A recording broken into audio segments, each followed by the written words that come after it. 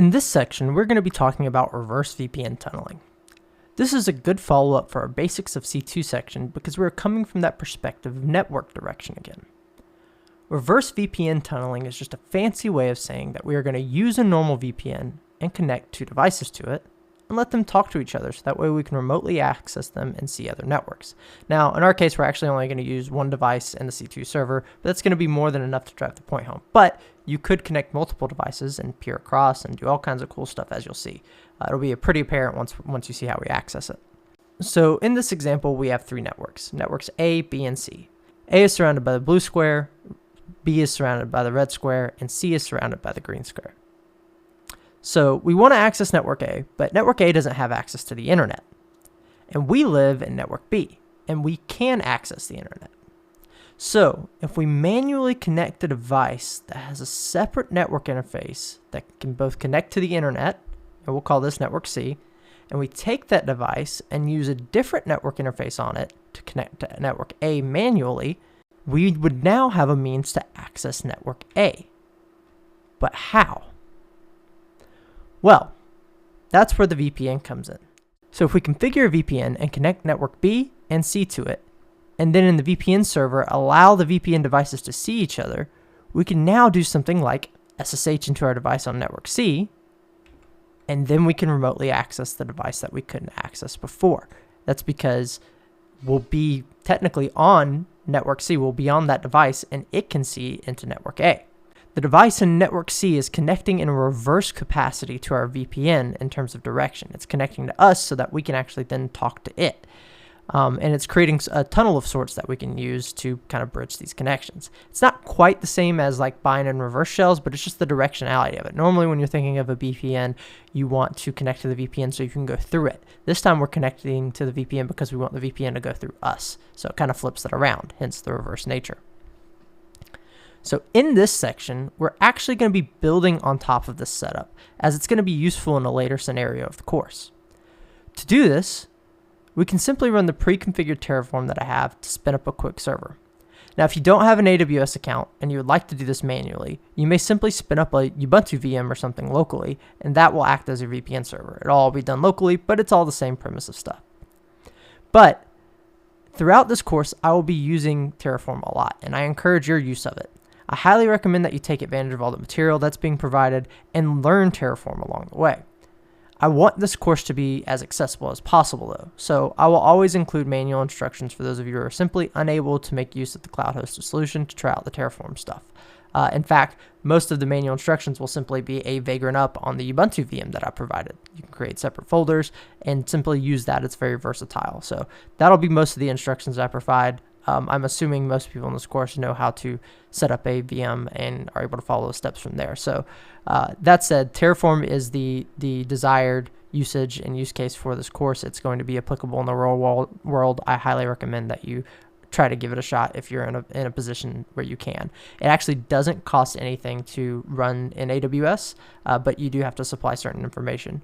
That said, accessibility is really important, so just keep those things in mind. I want to emphasize that because it is going to be very Terraform heavy throughout the rest of the course.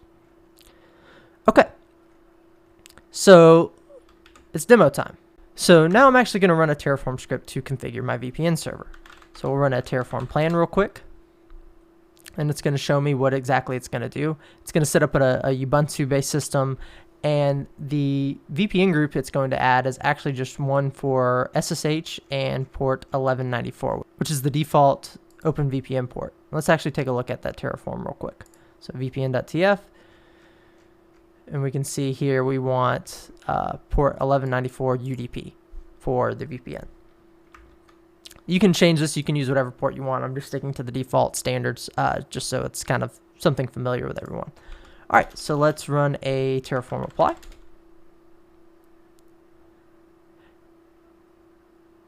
And it's important to note, while this is setting up the VPN server for us, it's not actually setting up the VPN. I'm going to do that manually. So normally, I would want to automate all that stuff. But there are so many ways to set up and configure a VPN that I'm actually going to challenge you to figure out ways to automate it on your own. That comes to exploring Terraform and building out scripts and stuff like that. So while the Terraform is spinning up, we're actually going to go ahead and spin up our VM as well. So I have just a basic Vagrant Ubuntu VM that has a Vagrant file here, and all it is purely Ubuntu 18.04, pulling this in and spinning up a VM that we will use from there. So we'll say Vagrant up, and then in just a second our VM should be spun up and good to go, and we'll be able to use it to connect to our VPN once we're ready. So we'll pull that in and go check on our VPN server. Looks like this is good to go. So we'll SSH into this.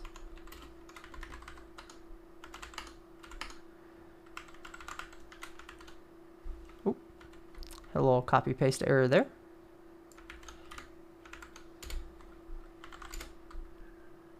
Awesome. So now our VPN server is set up and ready to go, and it looks like our Ubuntu VM is also ready to be SSH'd into.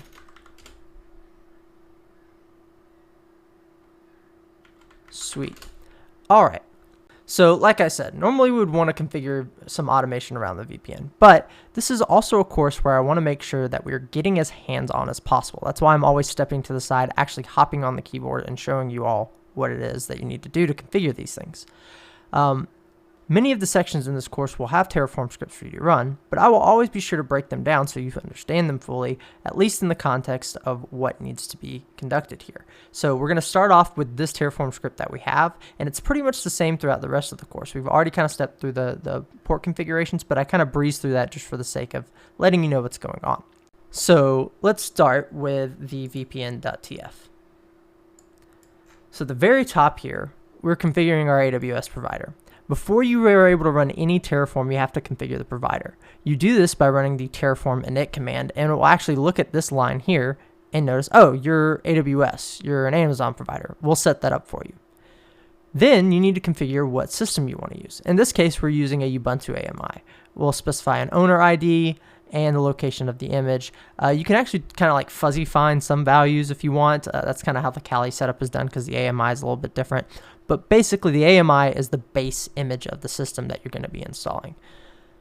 From there, I have a variable. This is an access address. So when it comes to SSH, you don't always want SSH exposed. We'll talk about that a little bit more in the next lecture, but here you're able to restrict the SSH access down to single IPs or IP ranges even, so that way not just everybody can SSH into your system.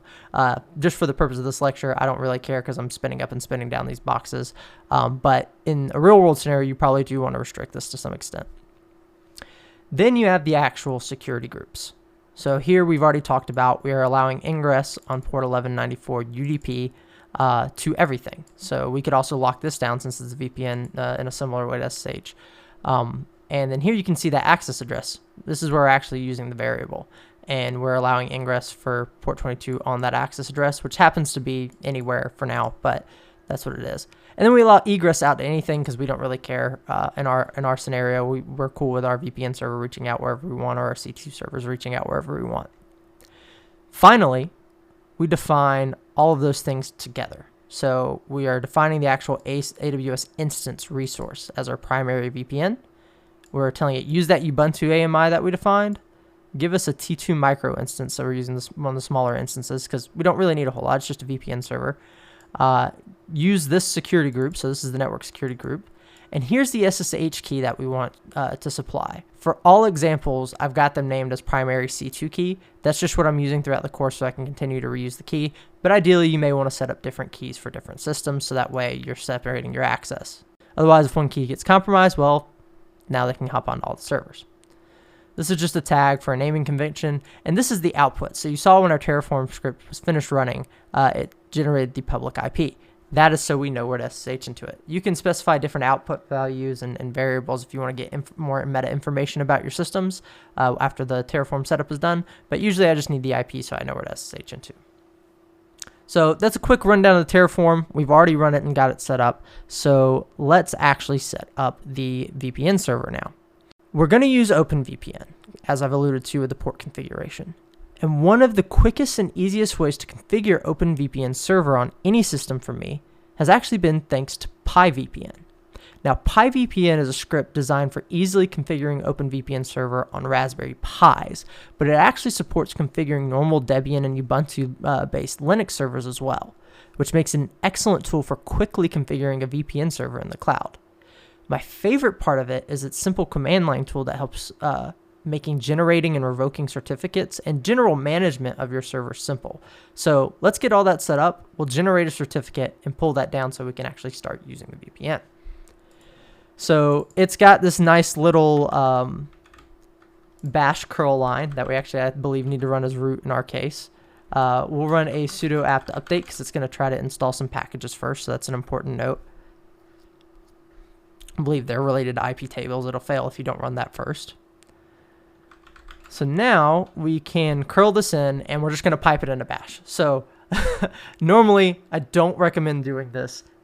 You should always read the script coming from the location that it's coming from before you just pipe anything to bash, especially as sudo. This is a terrible security practice. However, it is their recommended method of setting it up, so we're going to stick to it. But you can just go fetch the script and run it with bash because, you know, an attacker could change this on the fly. There's lots of scenarios here for why this is just really bad and nasty, and I don't recommend it. I would recommend you go download the script instead. But for simplicity's sake, I know this is trustworthy for our case, and I'm going to use it, so I'm trusting it. All right, so now we're running into the setup, and you're about to see just how easy this is. So PyVPN actually lets us configure either OpenVPN or WireGuard. We're going to stick with OpenVPN for now, but that's important just to keep in mind.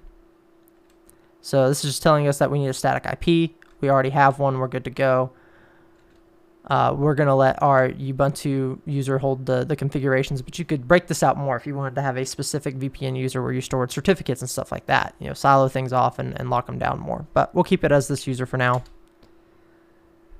And here's where we want to make sure we select OpenVPN.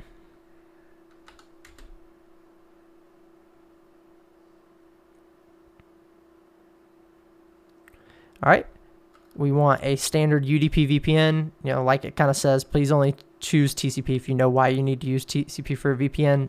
In our case, there's no need to stray away from the defaults. This is a VPN. We can use UDP, not a big deal at all. We'll also keep that default port value because that's what our server is already configured to use. For DNS, you can kind of use whatever you want. I'm going to stick to the default Quad 9 DNS, but you can switch it up to Google, OpenDNS, or even specify your own custom DNS if you want. Now this is asking if we would like to add a custom search domain. In this case, no, we don't really want to do that. However, what we do want to do, in our case, is specify a DNS entry so that way our keys are configured with the DNS entry. We're doing this for a lot of reasons later on in the course. You do not have to do this. I am doing it just to demonstrate the concept of and benefits of using DNS that we'll see a little bit later. You can stick with the public IP. It'll work just fine. But I've got a domain for index.sh set up, and I'm actually going to configure it now to point at the IP that's on the screen. So we're at 18.217.171.106. So now our DNS entry is there, and we'll say that we actually want to use a DNS entry. And so it is going to be udemy-vpn.injection.sh. So this is asking us if we would like to run 2.4. There's no reason not to. We're going to run on the latest and standards for everything, so we can just skip through this. It's perfectly fine. Now here's just about how paranoid you are. You can use whatever level of encryption for your keys that you want. Just for the proof of concept, I'm going to stick with the 256-bit key. I'm even going to let them generate the key externally if they prompt us for it. Sometimes it'll prompt you for saying, hey, do you want to pull it off the site? Because you normally, remember, this is being installed on Raspberry Pis, so to do all the Diffie-Hellman stuff is going to take a lot longer on those smaller devices. But this is also a T2 micro instance, so your mileage may vary. Looks like it didn't even ask us for that, and I'm just kind of rambling now. But yeah, so that's just worth note. It's all about your security and risk tolerance when it comes to those key exchange information things. Now it's asking if we want to install unattended upgrades and security patches, so the server kind of automatically patches itself for at least critical things. We can do that for now, even though we know we're going to blow this away. And that's all there is to it. They recommend reboot, so we'll reboot and handle that. And once that comes back up, we will be able to start setting up our actual VPN. So here on this system, I don't have my key yet. There are a couple tools, as you can see, that's for later on in the course. So if you want to set your VM up now with that, I recommend you install the Python and Packet libraries. That'll be useful later if you're following along to the T of the lessons. All right, looks like our server's back up, and we can now use the pyvpn command. So we'll run sudo pyvpn, and it'll give us a help output. So we don't really care about a password for our client in this case. This is a Dropbox kind of scenario is what we're prepping for. So we're going to just add with the no-pass argument and set up our key. So the name for the client, we're going to call him Dropbox because that's going to be its future use. We can leave the defaults because we don't really care in this case, but keep that in mind. How long do you want the certificate to last? You could set it to expire in 7 days. So just in case it's ever compromised and it no longer works after a certain amount of time. All right, cool. So it looks like our key was created. So now we will come over to our back to our host system, and we'll actually download this key. So I'm going to do a SCP OVPN, and we want the Dropbox.ovpn file. Oh no. No problem at all. Sweet, that actually worked in our favor. So we'll download that real quick. Sweet. And then what I'm actually going to do is kind of cheese this a little bit because I don't feel like doing some fancy copying. So we're going to see where our IP is real quick.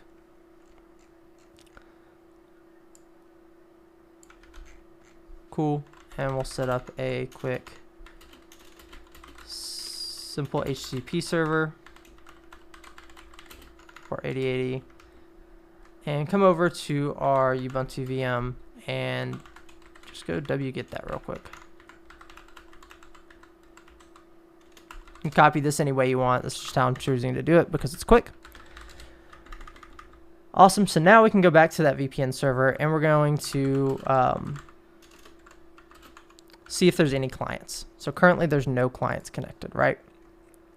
So now we just need to test this. So we've got our VM set up, and this is going to be our Dropbox. I'm not going to set up a real Dropbox. We'll talk more about Dropboxes once we get to that lesson, but it's going to be a VM that's going to simulate a Dropbox, and it's going to be good enough. But for now, since we're just setting up a VPN and demonstrating the concept of reverse VPN tunneling, it doesn't matter what the purpose of our system's for. I'm just kind of presetting us up. But we do need to make sure this is going to work. So we'll do OpenVPN. If this is not installed on your system already, you can just simply sudo apt install OpenVPN. And we'll pass it the config, which is the Dropbox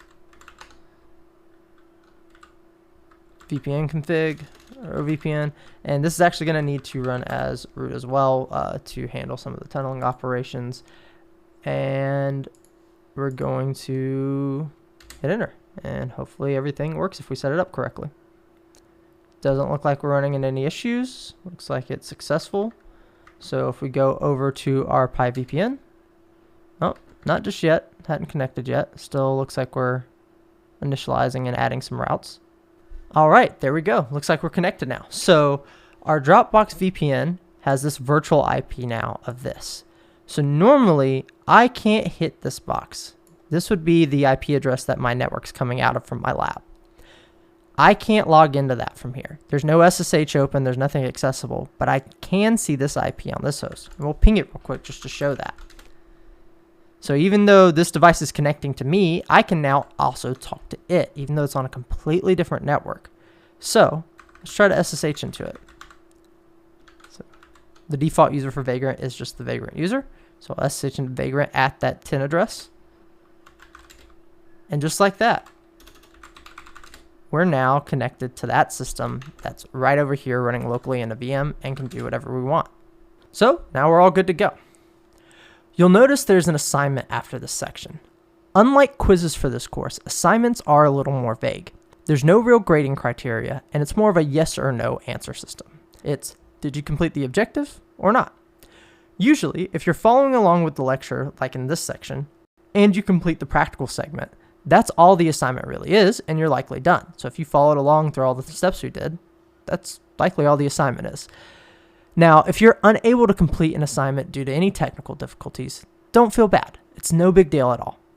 This is a technically challenging course on purpose. These may be introductory concepts for advanced red teamers, but the key word there is advanced. Overall, these are not beginner concepts. That said, I highly encourage you to keep trying. The only person that you'll be cheating out is yourself. And the hands-on activities here go a lot further than the head knowledge. Though, if you really soak up the lectures, I'm sure you'll still come out way ahead, even if you're not able to get as hands-on with it as you might like. I just wanted to make note of that as we go. Be sure to do the quizzes and assignments to the best of your ability. They're designed for you to better yourself and are certainly straightforward as they can be. Remember, I'm rooting for you. You got this. See you in the next lecture.